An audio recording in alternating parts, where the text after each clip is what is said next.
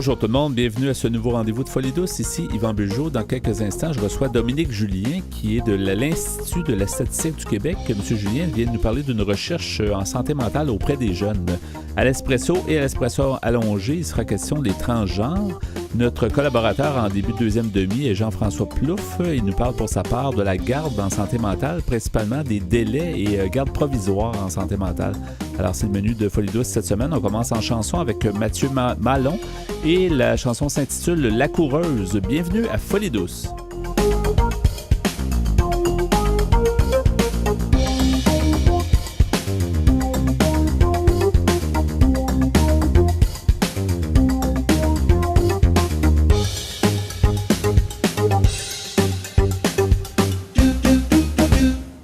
Vous écoutez le rendez-vous radiophonique hebdomadaire Folie douce qui traite de santé mentale depuis plus de 25 ans. J'accueille maintenant mon invité qui est Dominique Julien. Bonjour, M. Julien. Bonjour. Bonjour, bienvenue à l'émission Folie douce. Merci. Vous êtes professionnel de recherche à l'Institut de la statistique du Québec. Oui. Un organisme qui est, en tout cas pour les gens, peut-être, nous, on connaît moins en général. Il y a peut-être des gens du milieu qui connaissent bien qu'est-ce que c'est.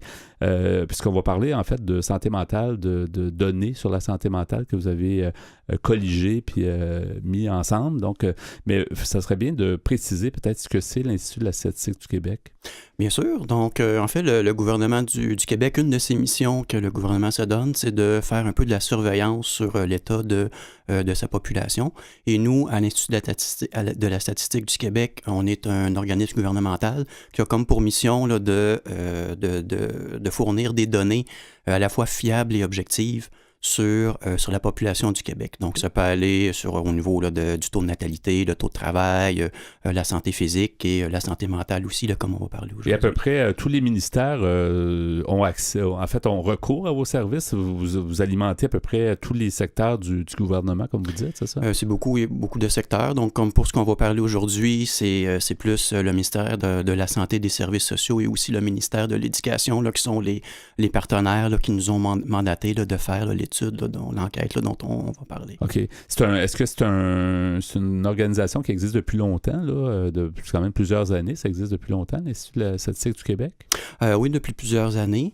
Il y a eu une loi votée par l'Assemblée nationale là, qui a comme rallié quatre institutions, comme on y avait Santé Québec et d'autres institutions, là, mais ça fait... On a tout regroupé ça. Ouais. Donc, ça fait plusieurs années, oui. OK. Quand on parle de santé mentale, est-ce que c'est nouveau ou on en a déjà fait dans le passé? Parce que dans le fond, c'est une nouvelle étude là, que vous avez, qui est quand même récente, qui a été un peu analysée puis qui est mise en rapport quand même assez récemment, à la fin de l'année 2018, je pense. Oui, en fait, l'enquête s'appelle l'enquête québécoise sur la santé des jeunes du secondaire, donc le QSJS. Il y a eu une première édition en 2010-2011 et on a fait une édition en 2016-2017 en posant pour beaucoup les mêmes questions, justement pour voir comment les phénomènes ont évolué, mais aussi des nouvelles questions pour des nouveaux phénomènes. Donc, on avait à peu près un peu plus de 60 000 étudiants du secondaire dans à peu près toutes les régions du Québec qui ont rempli un questionnaire sur une tablette. Oui. Donc, c'était des élèves là, à la fois là, de l'école privée, de l'école publique, à la fois des écoles francophones et anglophones. Donc, ils ont rempli les questionnaires là, environ là, de novembre 2016 à peut-être avril ou mai 2017. C'est un grand échantillonnage quand même. On parle de 60 000. C'est quand même... Oui. Ça donne du data, ça donne de la matière pour analyser tout ça. Oui, c'est beaucoup. C'est des études populationnelles. Puis on a interrogé les jeunes sur une panoplie de sujets. Donc, ça peut être leurs habitudes de consommation, d'alcool, de drogue, leurs habitudes de consommation alimentaire, leur comportement sexuel, comment ils se sentent au niveau de leur santé physique, leur santé respiratoire. Donc, un paquet là, de données qui servent pour le gouvernement, comme je le disais un petit peu en introduction, là, avoir une idée un petit peu du portrait là, de la population. Donc, ça sert à identifier peut-être des phénomènes qui sont problématiques, d'autres phénomènes qui vont mieux qu'avant. Donc, ça permet au gouvernement là, comme de déterminer un petit peu des cibles dans lesquelles ils pourraient faire des programmes ou ajuster des programmes qui sont déjà en place, mais qui selon les données, ne semble pas nécessairement peut-être là, porter autant de fruits là, que l'on voudrait. Et à l'intérieur de ce questionnaire-là, il y avait des questions spécifiquement sur la santé mentale, parce que c'est quand même important de savoir aussi le reste, parce que probablement que vous les mettez en relation, ces données-là. Oui, exactement. Puis qu'est-ce qu'on pouvait retrouver, disons, comme au niveau de la santé mentale? Est-ce que vous avez soit des exemples ou de types de questions? Quelles sortes de questions on peut y retrouver? En fait, on demandait aux élèves si un médecin leur avait diagnostiqué un trouble de santé mentale, donc soit un trouble anxieux, une dépression, un trouble alimentaire, donc pouvant être de l'anorexie ou de la boulimie, et aussi le TDAH. Donc, on a vraiment posé des questions sur des diagnostics comme tels, mais on a aussi posé d'autres questions là, qui se rapprochent là, de la santé mentale. Et est-ce qu'on connaît mieux avec... on va certainement aussi avoir des résultats, vous allez nous en donner, mais est-ce qu'on réussit à connaître mieux l'état de santé mentale, disons, dans ce cas-ci des jeunes, en faisant une étude comme ça? J'imagine que vous êtes sûrement satisfait là, de l'effort qui a été mis en place puis du résultat. Mm-hmm. Oui, tout à fait. On en connaît, on en connaît mieux. Puis comme je dis, on peut comparer aussi avec il y a 5-6 ans. Donc, ça nous permet de voir qu'est-ce qui est mieux, qu'est-ce qui est moins bien, puis qu'est-ce qui reste stable aussi. Donc, vous allez voir, il va y avoir plusieurs données là, intéressantes. Ce serait intéressant de les écouter, justement. Qu'est-ce que vous avez ressorti de ces... Êtes-vous d'abord une grande équipe qui travaillait sur le sujet? Vous avez quand même... Il y a beaucoup de personnel qui travaille sur ça? Oui, au niveau des... on avait... en fait, le rapport qu'on a publié, il y avait 3 chapitres, 3 tomes, un tome plus méthodologique et 2 tomes vraiment là, sur les résultats, là, sur les différents thèmes. Donc, au niveau des rédacteurs, là, pour les thèmes, on était peut-être là, quelque chose là, comme entre 6 et 8, mais au niveau là, de la collecte, au niveau là, parce que des gens se sont vraiment rendus dans les écoles, dans plusieurs régions. On parle de 60 000 jeunes, là, ça fait du bon d'aller voir. Exactement. Là, donc, au niveau de la collecte, au niveau là, de l'entrée des données, l'analyse des données et tout. Là, donc, oui, là, c'est... Un grand processus. Oui. Donc, ça, M. Julien, quels sont les résultats? Comment vous pouvez nous présenter ça? Est-ce qu'on ne va pas évidemment tout présenter d'études parce que j'imagine que c'est quand même assez volumineux puis on pourrait sûrement donner à la fin de l'entretien les coordonnées si c'est disponible quelque part en ligne, mais les grandes lignes ou les faits saillants, vous pouvez y aller comme bon vous semble, en fait. En fait, un premier résultat, c'est qu'on peut dire qu'il y a environ un élève du secondaire sur 5 qui présentent soit des troubles anxieux, une dépression ou des troubles alimentaires. Donc, 1 sur 5. Donc, si on regarde trouble par trouble, c'est à peu près 17% pour les troubles anxieux, à peu près 6% pour la dépression, puis un peu plus de 2% pour les troubles alimentaires. Au niveau du déficit du trouble du déficit de l'attention avec ou sans hyperactivité, on parle d'environ 23% des élèves qui rapportent qu'un médecin leur a dit qu'ils souffraient présentement là, d'un de ces troubles. Près de 1 sur 4, dans le fond, 23%, c'est quand même beaucoup. Oui. On en entend beaucoup parler, mais on ne croirait pas que c'est aussi répandu. Là. Oui, donc 1 sur 4, puis 1 sur 5 qui est après un des autres troubles. Puis ce qu'on a trouvé, c'est que tous ces troubles-là sont en augmentation par rapport à il y a 5-6 ans. Donc, il y a plus d'élèves qui rapportent ces troubles-là, donc troubles anxieux, dépression, troubles alimentaires, le TDAH. Oui. Est-ce que vous vous êtes posé la question si les gens, est-ce que c'est parce qu'ils en parlent plus ou si réellement il y en a plus? Parce que est-ce qu'en 2010, peut-être les gens, on dit toujours que c'est tabou la santé mentale, plus ça va avec les campagnes de... Est-ce que ça peut jouer dans les résultats aussi, peut-être? En fait, c'est une excellente question. Quand les gens viennent à essayer d'expliquer pourquoi ça l'augmente, en fait, il y a comme deux optiques, si on veut. Donc, il y a l'optique un petit peu comme vous le suggérez, mais c'est peut-être que, justement, la santé mentale, on en parle plus. Donc, on connaît mieux les symptômes. C'est peut-être moins stigmatisant qu'avant d'aller voir un psychologue, par exemple, ou de dire qu'on présente une problématique. Donc, il y a des gens qui sont plus tenants de cette approche-là. Par contre, il y en a d'autres qui vont dire que il y a des changements au niveau de la société. La société est plus individualiste, il y a plus de compétition. Au niveau du style de vie des adolescents, beaucoup de temps passé devant les tablettes, la cyberintimidation, des changements au niveau de la structure sociale, de plus de familles monoparentales reconstituées. Donc, il y a des gens qui vont dire que c'est vraiment comme des changements dans la société qui peuvent peut-être faire en sorte qu'il y a plus là, de troubles. Donc, je ne peux pas vraiment comme trancher entre les deux optiques, mais on retrouve quand même là, ces deux optiques. Oui, parce que dans le fond, vous autres, vous rapportez, quand vous travaillez sur ça, vous rapportez ce qui se passe, c'est le portrait actuel de... C'est ça. Donc, on a vraiment posé la même question qu'en 2010-2011 et on remarque une augmentation. On trouve aussi que ces troubles-là, à part le TDAH, sont plus présents chez les filles que chez les garçons. Donc, ça semble plus toucher les filles que les garçons. Par contre, c'est quelque chose qu'on remarque aussi là, ailleurs dans la littérature. Et ça dépend aussi de des troubles qu'on a regardés. Parce qu'il y a des troubles qu'on retrouve plus chez les garçons qu'on n'a pas regardé dans l'étude, comme par exemple les problèmes de consommation, les problèmes de délinquance. Donc, il n'est pas dit que si on mettait plusieurs troubles ensemble, les filles seraient encore comme plus touchées, mais vraiment dans les troubles qu'on a regardés, les filles sont plus touchés que les garçons. Et dans une étude comme ça, aussi, je pense qu'il faut se donner des limites parce que c'est beau ramasser du data, ramasser des données, mais il faut arriver à un certain moment, j'imagine, à sortir l'essentiel, tu sais, parce qu'on pourrait toujours creuser, mais jusqu'à quel point vous dites, mettons, on veut faire avancer, mais en même temps, on veut... peut-être ramasser tout ça puis faire du sens, puis surtout être capable peut-être de le refaire dans quelques années ou de suivre l'évolution. Là. Oui. En fait, nous, c'est ça, dans le rapport, on fait des analyses un peu plus descriptives, donc des analyses de base.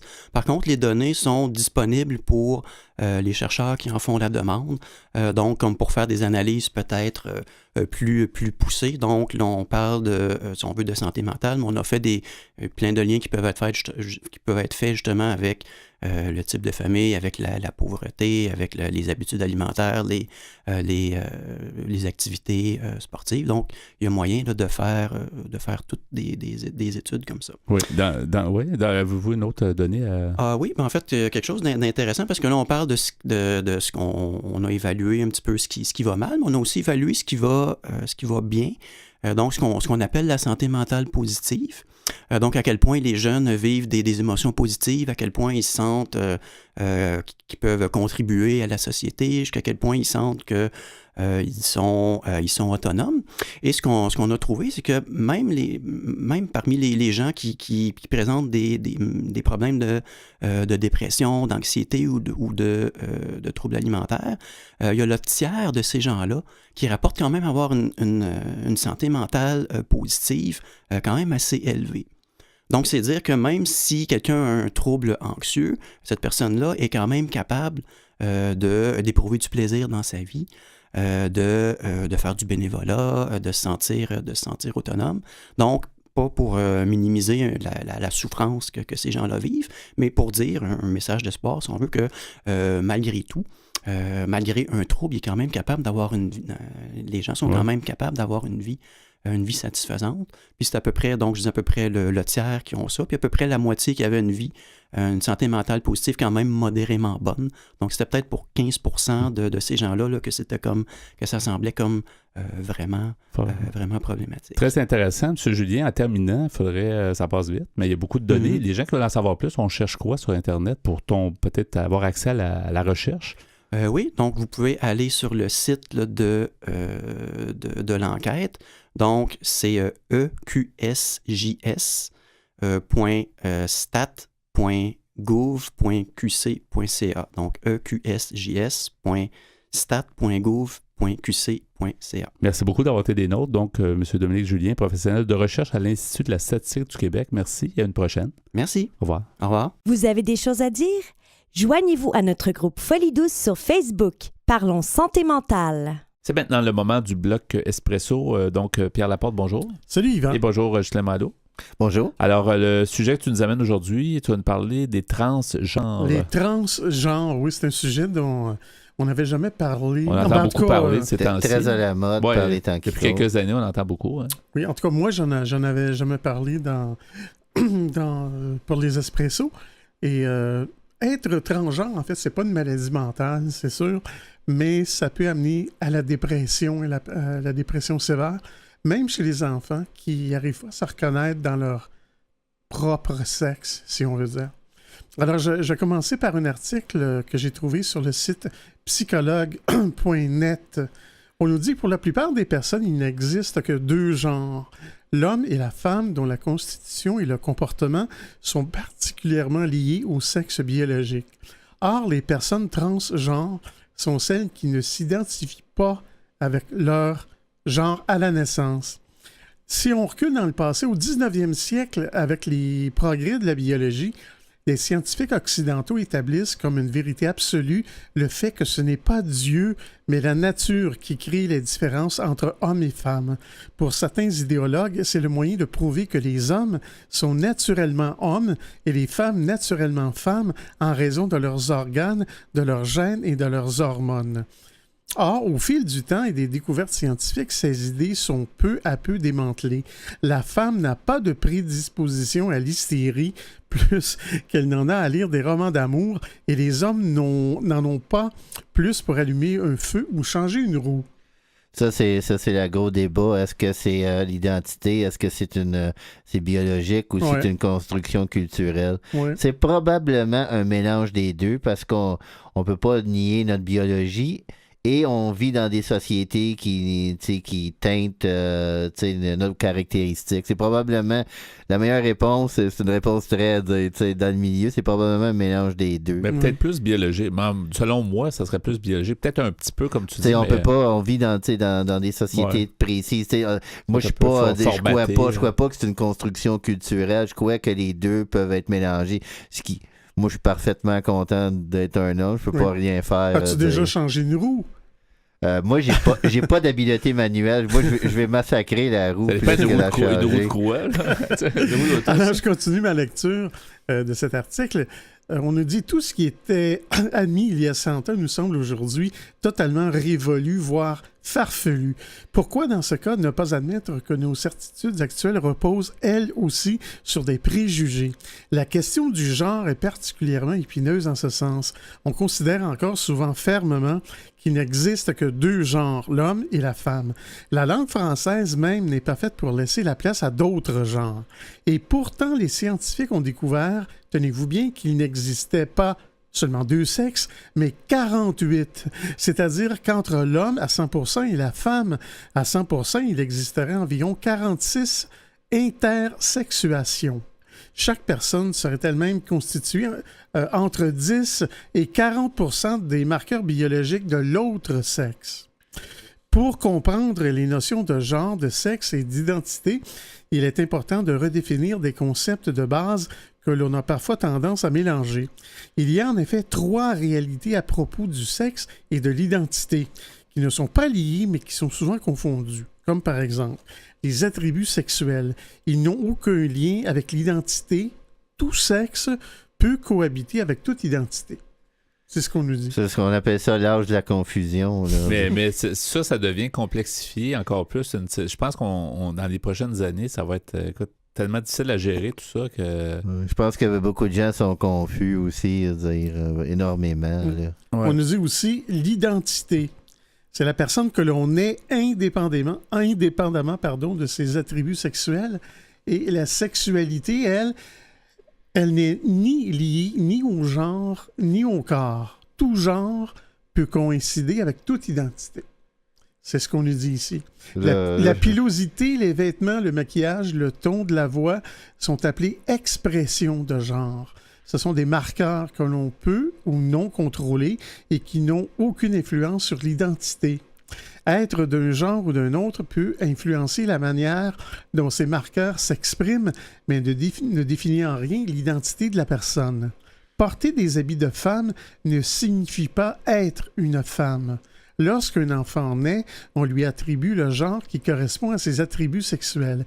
Ainsi, une personne cisgenre est une personne dont le genre correspond à celui qu'on lui a assigné à la naissance et une personne transgenre ne se reconnaît pas dans celui qu'on lui a assigné à la naissance. Moi, je pense que c'est ce genre. Là, j'ai pas de doute. Là, Ouais. C'est sûr que, premièrement, on a des variations entre les hommes et les femmes. On n'est pas, même entre les gars, on n'est pas tous pareils. Ouais, c'est ça, il y a des gars qui sont... C'est pas d'être, c'est comme on est des Et hommes, mais on n'est pas pareils. Et même 48, à rigueur, il y en a autant que de personnes, à mon avis. C'est complexe. Ça faudrait que- bien, C'est ça. Il faudrait que je revienne là, sur les 48. c'est une surabondance d'identité. Là. Ouais. Alors, on nous dit dans l'article, la non-reconnaissance de son sexe biologique peut apparaître tôt. Et des enfants peuvent montrer dès l'âge de 3 ou 4 ans qu'ils sont transgenres. Il est fondamental pour toutes les personnes d'avoir l'appui d'un psychologue spécialisé dans les questions de genre et notamment pour les enfants afin qu'ils puissent passer à travers ce processus. Et je vais continuer un peu plus tard. Tu as juste mis la table, dans le fond. Oui. On va pouvoir poursuivre à l'Espresso allongé. Merci Pierre, merci Ghislain. Merci.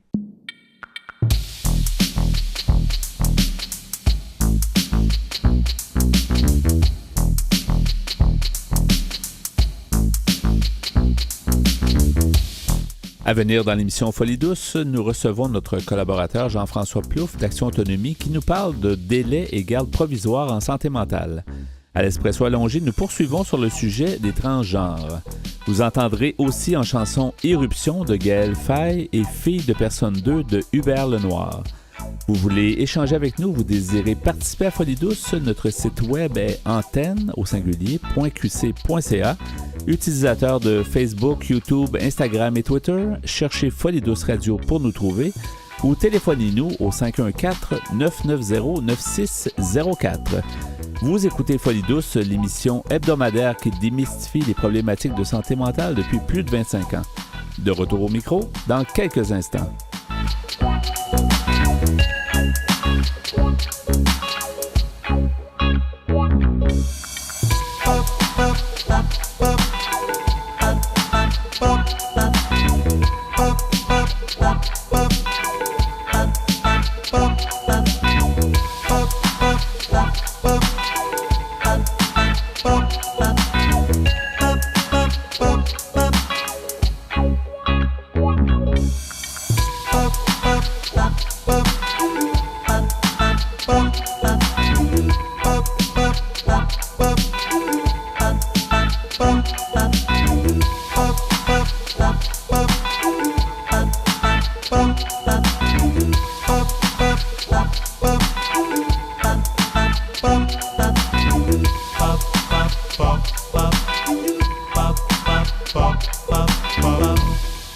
De retour au micro à Folie douce, qui vous renseigne sur les difficultés émotionnelles. C'est avec joie que j'accueille à nouveau notre chroniqueur, Jean-François Plouffe. Bonjour Jean-François. Bonjour. Bonjour, bienvenue à Folie douce. Merci. Tu es d'Action Autonomie. On va donner évidemment à la fin aussi les coordonnées d'Action Autonomie. Toujours là, prêt à aider les gens justement en défense de droit et tous les sujets qui peuvent toucher la santé mentale. On va parler cette semaine, c'est un sujet que tu nous amènes, c'est la garde, en fait les délais et gardes provisoires en santé mentale. C'est ça. En fait, on sait que les hôpitaux, les médecins ont la possibilité de priver les personnes de leur liberté quand ils considèrent que leur état mental présente un danger pour elles-mêmes ou pour quelqu'un d'autre. Ouais. Donc, il y a 3 phases dans ce processus-là. Le premier, c'est la garde préventive. Donc, c'est une période maximale de 72 heures pendant laquelle l'hôpital peut garder une personne sur un simple avis du médecin, sans son consentement, sans le consentement de la personne, sans aucune autorisation du tribunal et sans aucun examen de son état mental. Ouais. Ça, c'est ce qu'on appelle l'exception dans l'exception, c'est que c'est vraiment l'hôpital qui a le plein contrôle, mais c'est une période qui ne doit pas durer plus que 72 heures. Si l'établissement veut prolonger la garde au-delà de 72 heures, il doit obtenir une autorisation de la Cour du Québec. Mais pendant cette période-là de garde préventive, il faut qu'il y ait, à un moment donné, une évaluation de l'état mental de la personne. Mm-hmm. Si on veut obtenir une garde plus longue, il faut déposer au tribunal une évaluation de la santé mentale, de l'état mental de la personne. Et ça, c'est, au terme de la loi, considéré comme un soin auquel la personne peut consentir. Donc, si la personne ne consent pas, ou si la personne n'est pas en état de consentir parce qu'elle serait en rupture de contact avec la réalité ou autrement, l'hôpital ne peut pas décider de son propre chef que on va procéder quand même. Il faut demander l'autorisation du tribunal à ce moment-là, dans une espèce de démarche préliminaire pour obtenir une garde provisoire. Est-ce que c'est quand même rapide, ça? Parce qu'on dit toujours les tribunaux, c'est un peu long processus, ça, mais dans ce cas-là, c'est quelque chose qu'ils peuvent obtenir rapidement? C'est des procédures qui sont très, très, très rapides. Généralement, c'est à l'intérieur de 24 heures. OK. Et c'est un problème aussi parce que les gens n'ont pas l'occasion, n'ont pas le temps de préparer leur défense. C'est une autre difficulté. Mais de toute façon, cette garde préventive, elle n'est à peu près jamais demandée par les hôpitaux. Okay. Ce qu'ils font à la place, c'est qu'ils étirent indûment, illégalement, la période de temps de 72 heures pour faire l'évaluation de la personne durant la garde préventive. Donc, ils ne l'informent pas qu'ils sont en train de faire une évaluation et ils ne l'informent souvent pas non plus de la finalité de cette évaluation-là. Ouais. On ne l'évalue pas pour la soigner, on l'évalue pour constituer une preuve devant le tribunal dans le but de la priver de sa liberté. Oui. Est-ce que, en général, les patients, est-ce qu'ils sont conscients de ça? Parce que tu en parles souvent, tu sais, de ce genre d'informations-là à la radio, chez nous. Mais est-ce que les patients sont conscients qu'ils ont des droits et justement, et qu'est-ce qu'ils peuvent faire s'ils le savent? Là? Ils ne sont pas conscients, c'est bien normal. L'ensemble de la population ne connaît pas ces subtilités-là de la loi. Ouais. Et quand on est pris dans une situation comme celle-là, c'est certain qu'on n'a pas fait de recherche, puis on n'a pas des moyens, de toute façon, de faire de recherche là-dessus. Quand on est hospitalisé, généralement, on est porté à se laisser porter là, par une vague. Et donc, les gens, ne sont pas au courant. Et les hôpitaux ne remplissent pas leurs responsabilités puisqu'ils ne les informent pas. Donc, ils n'obtiennent pas leur consentement à l'évaluation psychiatrique. Et non seulement ils n'obtiennent pas de consentement, mais ce consentement-là ne peut pas être libre et éclairé, même s'ils l'obtenaient, puisqu'il faudrait leur dire « on est là pour vous priver de votre liberté, finalement ». Donc, la solution, est-ce que c'est que les proches soient informés pour les aider? Parce que, tu sais, vous ne pouvez pas être partout avec son autonomie, on vous appelle, mais est-ce que c'est peut-être une idée de dire, soyons accompagnés de quelqu'un, d'un proche qui est au courant un peu sans être un avocat, mais être au courant un petit peu de la loi puis de ce qu'il peut faire, là? Mais c'est très difficile parce que peu de gens connaissent cette mécanique-là. Ouais. Et ce sont les établissements qui ont la responsabilité d'informer les personnes. Et je vous ai amené quelques chiffres sur le nombre de gardes provisoires qui sont demandés par les hôpitaux pour vous montrer à quel point c'est un processus qui est escamoté. Ouais. À l'Institut Douglas, en 2014, on a demandé 227 gardes autorisés pour des périodes de 21 à 30 jours, généralement. On a demandé 29 gardes provisoires, donc à peine 1 sur 10. C'est pas beaucoup, mais c'est déjà mieux que l'Institut universitaire en santé mentale, l'ancien hôpital Louis H. Lafontaine, qui a demandé 447 gardes autorisés, mais seulement 5 gardes provisoires en 2014. L'hôpital du Lakeshore a demandé 108 gardes autorisés et une seule garde provisoire. L'hôpital Maisonneuve-Rosemont, 94 gardes autorisés, une seule garde provisoire. Donc, les hôpitaux agissent systématiquement de façon illégale parce que, avec des chiffres comme ça, c'est impossible que l'immense majorité, que 99% des personnes aient donné un consentement libre et éclairé à l'évaluation psychiatrique. Mais rappelle-nous pourquoi c'est si important, parce que ça a l'air de faire l'affaire des hôpitaux, ça a l'air d'être plus simple pour tout le monde.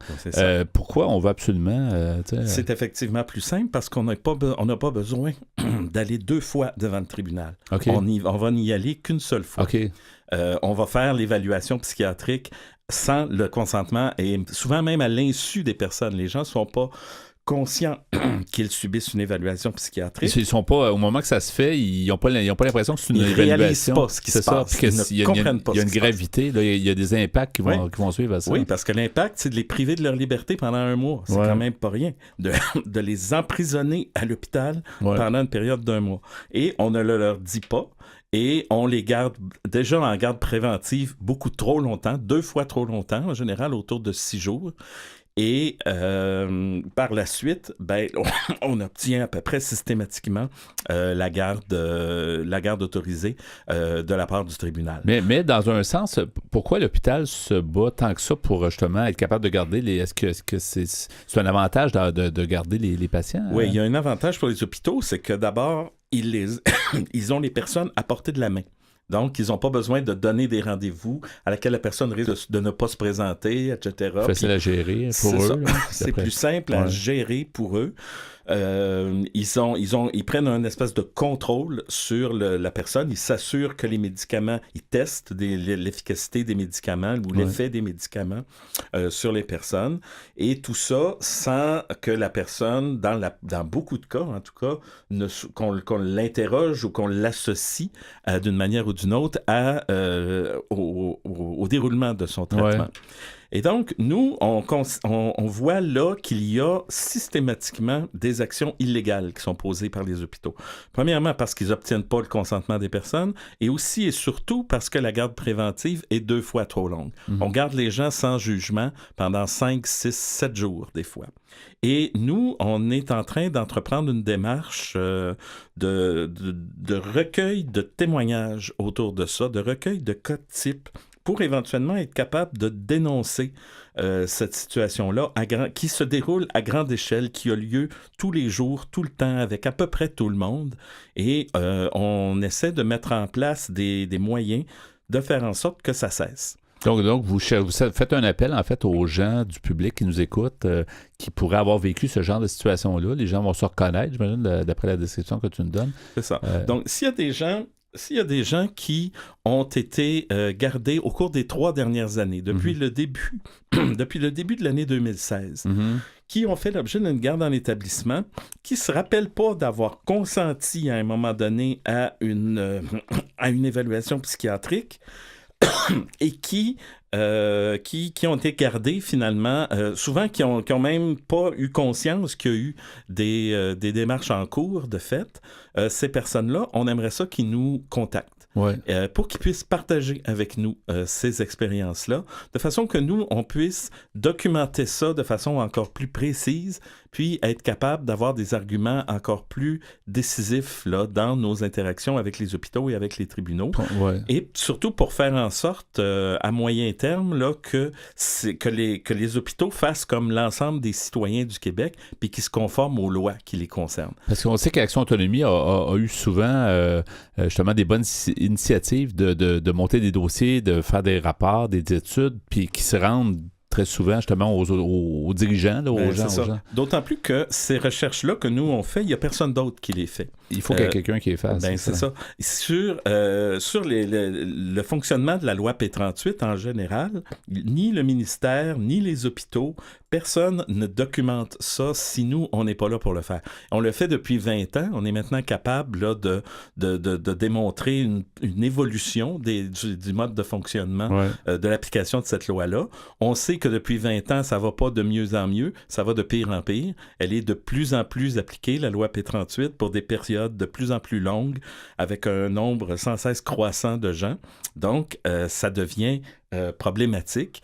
Puis, c'est une loi d'exception. Là. Il ne faut pas oublier que c'est une loi d'exception qui suspend des droits fondamentaux. Ouais. Et c'est supposé être d'exception, mais là, c'est traité de façon comme plus régulière. Ben, c'est ça. En 2014, il y a eu 3000 personnes qui ont fait l'objet de cette mesure d'exception-là à Montréal. C'est beaucoup. T'sais, on aurait pensé ça dans les années 70, 80, mais là, aujourd'hui, avec tout ce qu'on peut avoir comme évolution du système de santé, c'est assez dur à croire qu'encore autant de 3000 personnes, c'est beaucoup quand même. C'est énorme. D'autant plus que dans beaucoup de cas, la preuve, par ailleurs, là, la preuve de leur dangerosité n'est pas toujours faite non plus. Ouais. Donc, il y a vraiment quelque chose là de problématique et de grave que nous, on veut dénoncer. Et pour le dénoncer, il faut avoir des témoignages. Et donc, on invite les gens à nous contacter pour nous parler de l'expérience qu'ils ont vécue. Et la meilleure façon, c'est justement de vous appeler par téléphone ou courriel, j'imagine? C'est de nous téléphoner au 514-525-5060.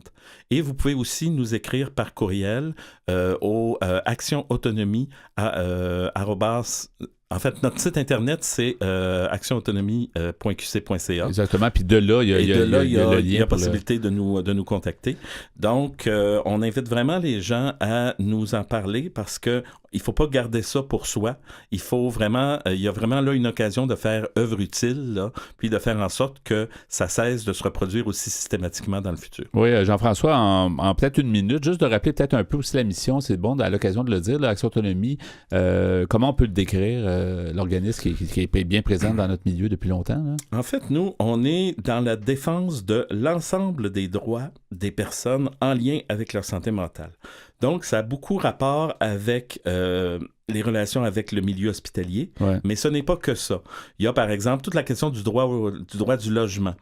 Quand une personne se fait demander par un propriétaire au moment de louer un logement si elle a des antécédents à psychiatrie, ben, il y a un problème là.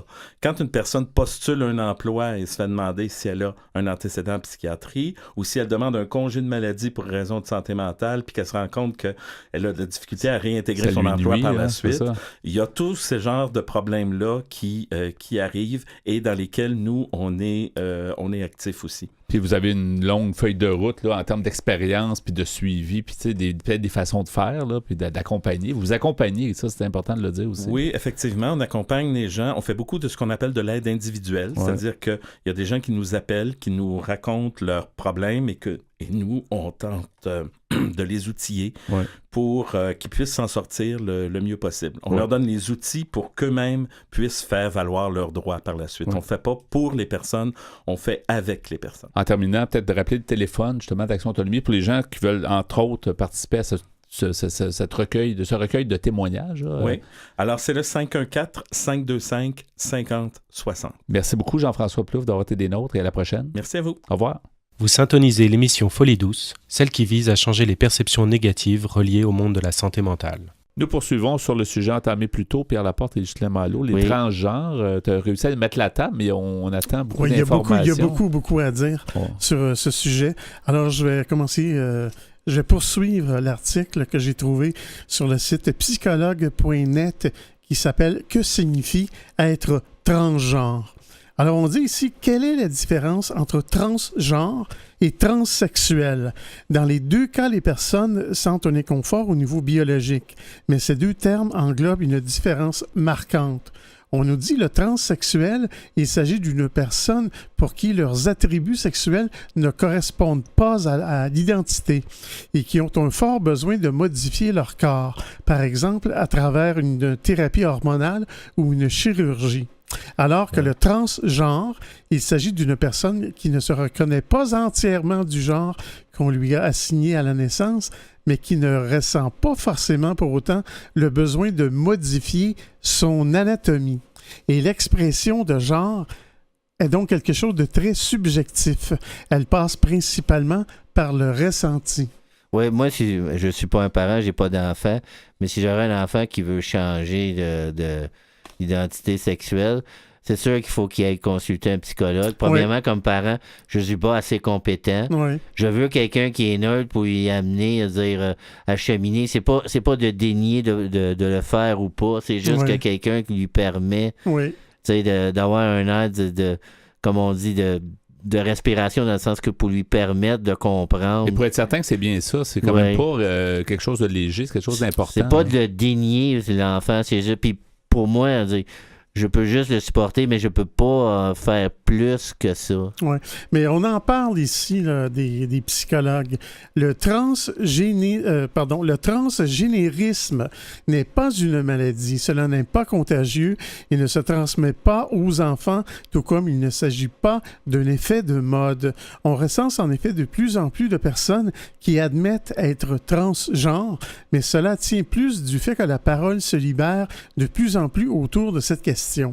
Pour autant, ce n'est jamais facile de faire face à des sentiments et conflits provoqués par le fait de ne pas se reconnaître dans le genre à la naissance et de s'accepter comme transgenre. L'aide d'un psychologue peut être très utile car le professionnel ne verra pas cela comme une pathologie, mais tentera de dresser un état de votre vie et de mettre à jour vos peurs et vos désirs. C'est important qu'il soit neutre, par exemple, ni influencé, ni dénier. Oui, exactement. Être transgenre peut être une possibilité parmi d'autres d'exprimer son identité, comme d'autres l'expriment en étant cisgenre. Il est important de pouvoir vivre son identité de genre de la manière dont on se sent le mieux, et pour cela, être bien entouré est crucial. Et maintenant, dans un autre article que j'ai trouvé sur Internet, qui s'appelle « L'enfant transgenre ».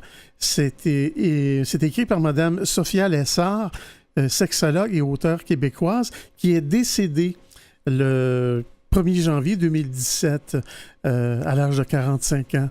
J'ai trouvé ça sur le site educatou.com. Madame Lessard nous disait « Un enfant ne choisit pas d'être transgenre. Il s'aperçoit graduellement qu'il est différent des enfants de son entourage et apporte cette conviction avec lui à l'adolescence. Le rôle du parent est capital pour le bien-être de l'enfant. En grandissant, les enfants transgenres vivent du rejet et sont plus souvent victimes d'intimidation, de stigmatisation et d'isolement social. Il est conseillé de consulter un spécialiste lorsque l'enfant persiste à s'ancrer dans au moins un des 4 comportements suivants.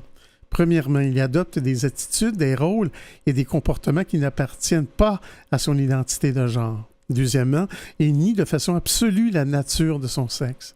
Troisièmement, il est convaincu d'appartenir à l'autre sexe. Et quatrièmement, il s'imagine dans l'avenir en ayant le sexe qui n'est pas le sien. En conclusion, Mme Lessard disait un conseil, ce n'est pas parce qu'une personne porte un titre de spécialiste ou de thérapeute, exemple sexologue, psychologue, médecin, etc., qu'elle est systématiquement spécialisée pour les enfants et qu'elle a les compétences pour travailler avec les enfants transgenres. Si vous cherchez un spécialiste pour votre enfant, assurez-vous qu'il comprend la dynamique de l'enfant transgenre et que sa démarche de travail n'a pas comme but de convaincre votre enfant de correspondre à son sexe anatomique ou à corriger les comportements qui ne cadrent pas avec les normes sociales actuelles. Ce professionnel doit plutôt considérer le bien-être de tous les membres de la famille. Et en terminant, elle nous disait, si tous les enfants de la Terre se sentent aimés et acceptés pour ce qu'ils sont, le monde sera beaucoup plus léger et en paix. Moi, je peux dire, en fait, juste en commençant, en fait, je me demande si des fois on s'accroche pas trop les pieds dans les fleurs du tapis, sans enlever la souffrance que les gens ressentent, parce que je sais qu'il y a beaucoup de gens, comme tu disais tantôt, il y a peut-être des gens qui parlent, qui n'osaient pas parler autrefois, puis qui vivaient dans la souffrance, mais des fois, je me pose la question, est-ce qu'on est rendu trop à essayer de peut-être trop poussé sur ce côté-là? Ça va devant longtemps, il va y avoir un affrontement entre les gens qui sont obsédés par la biologie autant que est-ce que c'est inné ou appris culturellement. Ouais. Ça va être bien confus pour beaucoup de monde. Merci beaucoup pour ta participation, Ghislain. Merci Pierre pour le sujet, les transgenres, donc à Folie Douce. Vous aimeriez réentendre nos émissions, entrevues et chroniques via YouTube? Pas de problème! Pour y accéder, visitez notre site web antenne.qc.ca. antenne.qc.ca. Pour conclure ce rendez-vous de Folie Douce, Ghislain, on va nommer les chansons entendues cette semaine. Oui. On a entendu La Coureuse. Oui, de Mathieu Malon. On a pu entendre Naufrage, un jeu de redis. Oui, bien sûr, de Of Course. Oui. On a entendu dans la deuxième demi de l'émission Irruption. De Gaël Faye. Et à l'instant, Fille de personne 2. Du Ballon Noir. Merci beaucoup, Ghislain, pour votre choix musical à toi et à Pierre. Merci. Merci pour ta participation également. Pierre, également, merci pour la mise en onde. Bienvenue. Ainsi que tes blocs Espresso et Allongé où tu nous as parlé des transgenres. Merci pour ça. On a eu notre invité en début d'émission, Dominique Julien, de l'Institut de la statistique du Québec, qui nous a parlé d'une recherche en santé mentale chez les jeunes. Et notre collaborateur, Jean-François Plouffe, nous a parlé pour sa part de délais et garde provisoire en santé mentale. C'était donc le menu de Folie Douce cette semaine. C'est Yvan Bugeaud à l'animation. Passez une belle semaine et à la prochaine Folie Douce. Au revoir.